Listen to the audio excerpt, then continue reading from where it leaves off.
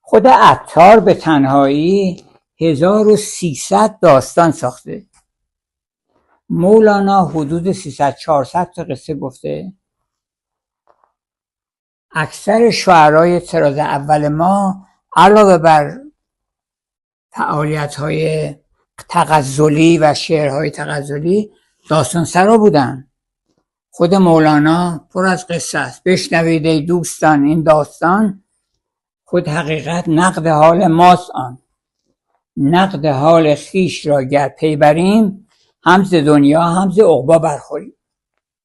حالا امشب میخوایم در نقالخانه عطار یک حکایتی رو انتخاب کردیم، خیلی کوتاه، ولی اینها در عین کوتاهی هر کدومش اطوار گوناگون فضای اجتماعی و اخلاقی و فلسفی و تاریخی رو به دست میده.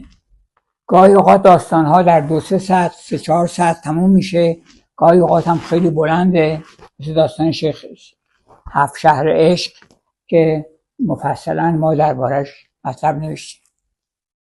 حالا یه داستانی میخوام تعریف کنیم از نظام الملک. نظام الملک وزیر خب جزو شخصیت‌های خیلی برجسته و فرهنگی روزگار خودش بوده و علاوه بر دانش و معرفت انسان خیلی پاک و شریفی بوده.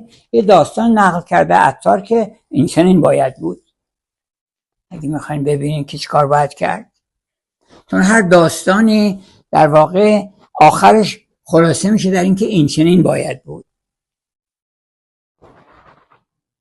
باغبانی 3 خیار آورد خورد.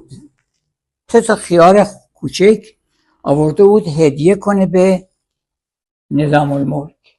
رسم بود که دهاتی ها می اومدن به امید اینکه 1 درهم و دیناری بگیرن و اونها میدادن، معمولا سخاوتمند بودن و این 3 تا خیار رو که در غیر فصلش هم بود، مثلا در زمانی بود که معمولا نیست، نوبر بود، این میاره میده به نظام الملک.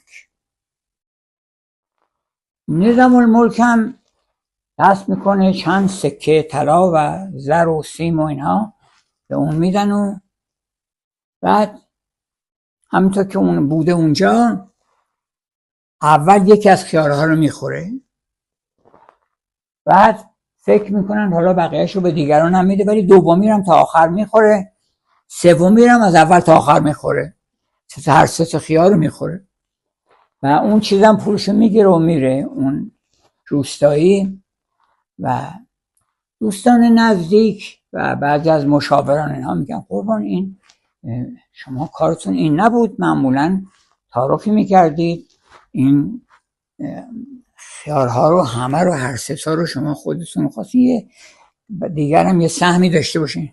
گفت نه، برای اینکه این 3 تا خیار هر 3 تلخ بود، فوق‌العاده تلخ، و من ترسیدم که مبادا یکی از شما تحمل نتونه بکنه و این تلخی رو به رو بیاره و این آزرده بشه، این روستایی نازنین ما آزرده بشه، بنابراین هر 3 تا رو خودم خوردم و به کسی خبر ندادم. آفرین بر عطار که یک چنین داستان شیرینی رو در چند سطر تموم کرده و درس بزرگش این است که مهربون باید بود، کسی رو نباید رنجوند، آدم بایستی که هرچی میتونه موجبات شادی فراهم بکنه.